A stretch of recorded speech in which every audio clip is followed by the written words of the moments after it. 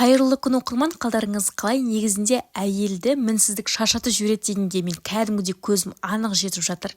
Алдын мен сол сөзді естіген кезде мен таңғалғам, қалай сонда мінсіздік шаршатады деген сияқты. Негізінде сол сөз дәл маған айтылған екен бар ғой. Мысалы, мен күніне 2-3 рет үй жинап шығамын.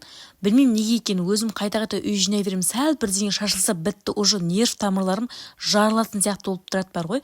Қайта-қайта үй жинай беремін, уже маған әдет болып қалғанда. Ана жол үйдің барлығын жинап видео түсірген болатын, сөйтсем жазған екен.